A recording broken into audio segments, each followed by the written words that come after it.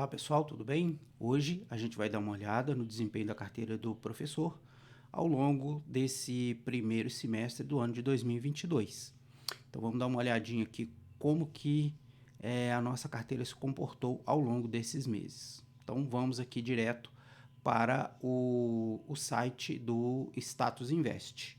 Então a gente está aqui no site do Status Invest, né? Então aqui a gente vem aqui no dashboard e o dashboard é um resumão de como que a nossa carteira se comportou, né? Então a gente está vendo aqui que nesse período aqui, começando lá no dia 3 de janeiro, onde a gente fez o nosso primeiro aporte, até hoje, nossa carteira está negativa em 3,5%. Mas aí uma coisa interessante para a gente notar aqui é o seguinte: essa linha vermelha aqui é o índice Bovespa e essa linha amarela aqui é a nossa carteira. Ao longo dos meses, a nossa carteira ela vem rendendo menos do que o Ibovespa, né? Uma vez que a gente está sendo bastante conservador. Se a gente dá uma olhadinha aqui ao lado na composição da nossa carteira, a gente vê que metade da nossa carteira está investida em ações e a outra metade em tesouro direto, né? Praticamente, né? Eu tenho aqui 44% em tesouro e 46% em ações. Então tá mais ou menos meio a meio. Então a gente tem aqui alguns ETFs, temos aqui também um BDR e temos aqui 5,24% em fundos imobiliários. Então a nossa carteira ela é assim considerada bastante arrojada, né, pela quantidade, né, 46% em ações. E a gente tem percebido ao longo desse primeiro semestre que as ações, né, a bolsa de valores de maneira geral vem caindo bastante. E a nossa carteira não poderia ser diferente. Nós chegamos aqui nessa faixa aqui entre 17 de março e 27 de abril, nossa carteira operou no positivo, depois deu uma caída, subiu um pouquinho lá no dia 23 de maio, foi até o dia 1º de junho e do dia 1º de junho para cá ela está caindo também. Mas se a gente for olhar aqui do dia 20 de junho até o final do mês, ela caiu, mas caiu menos do que o Ibovespa, né? Mas é aquilo que eu sempre falo, a gente não tem que preocupar com esse movimento aqui. A gente tem que preocupar se as empresas que a gente está comprando mantêm os fundamentos. Se estiver mantendo os fundamentos, está tranquilo. Lembrando que esse ano é um ano muito volátil, tem eleição, a inflação está subindo, Estados Unidos aumentando os juros, enfim, tem um monte de situações para causar ruído no mercado. A gente está dando uma olhadinha aqui no nosso patrimônio, nós temos R$ 2.405,85 investido. A gente está vendo que desde janeiro, né, a gente está aportando mais ou menos a mesma quantidade. Então, o nosso gráfico de crescimento de aportes ele está crescente. E aqui a gente dá uma olhadinha nos proventos, né?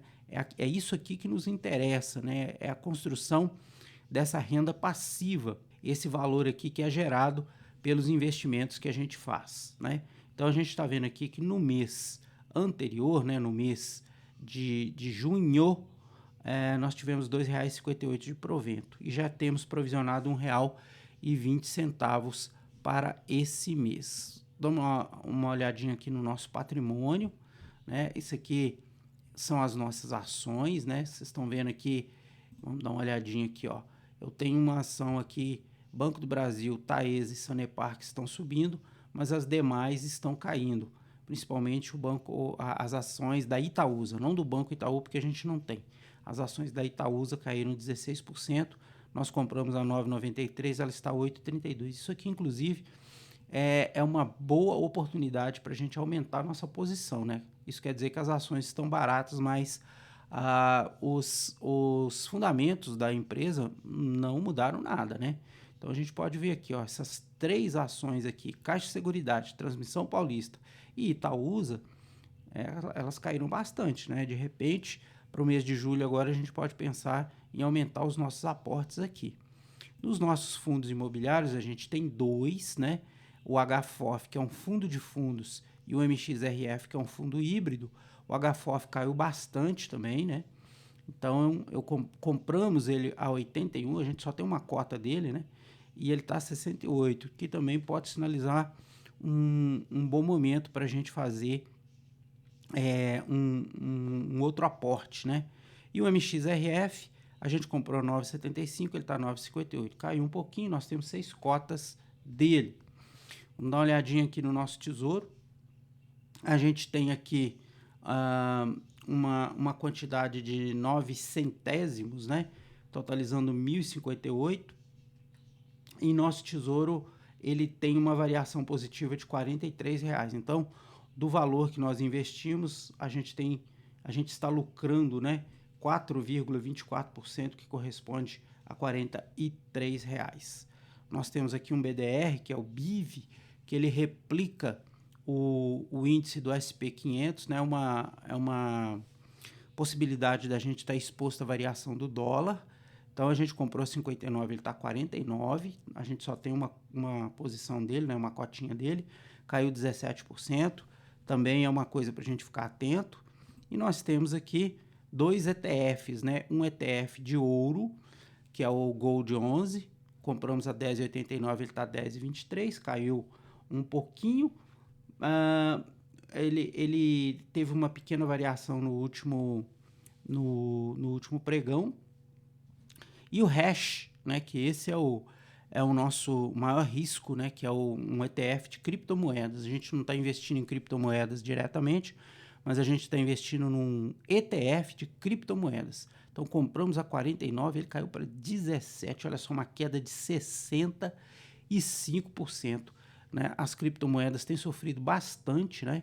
Isso aqui também pode representar uma boa oportunidade para a gente comprar pelo menos mais uma cotinha aqui, né? Futuramente nós podemos nos beneficiar de uma possível alta das criptos, né? Então, tem várias oportunidades aqui que a gente está assistindo, né?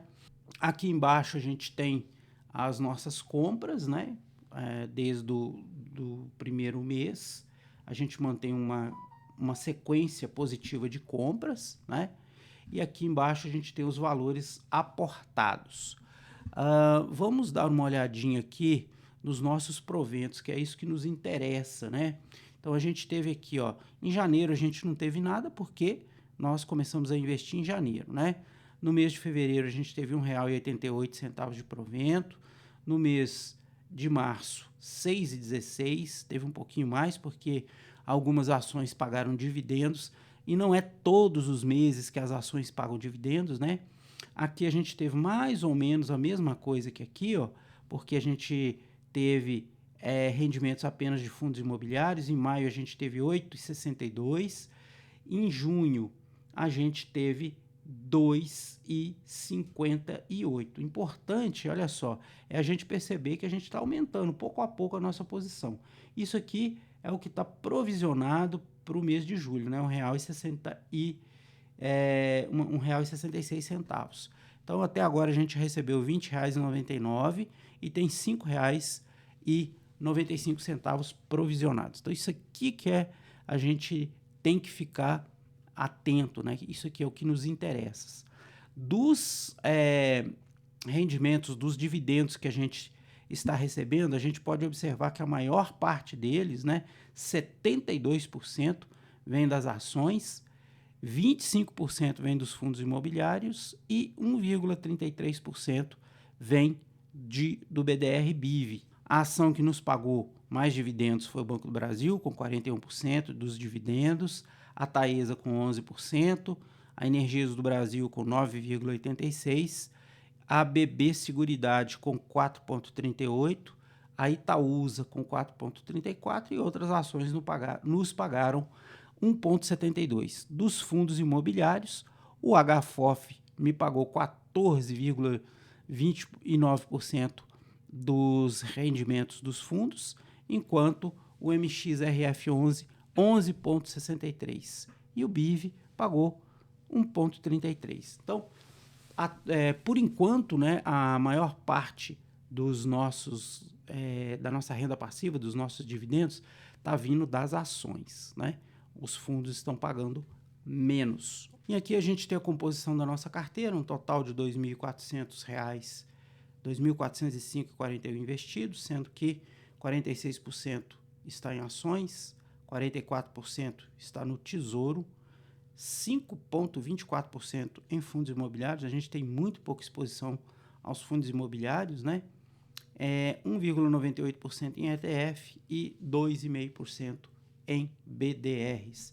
Se a gente dá uma olhadinha aqui, ó, das ações, a gente tem 31% em bancos, a gente tem 28% em energia elétrica, 17,15% em água e saneamento, 14% em corretoras de seguro, 4% em telecomunicações.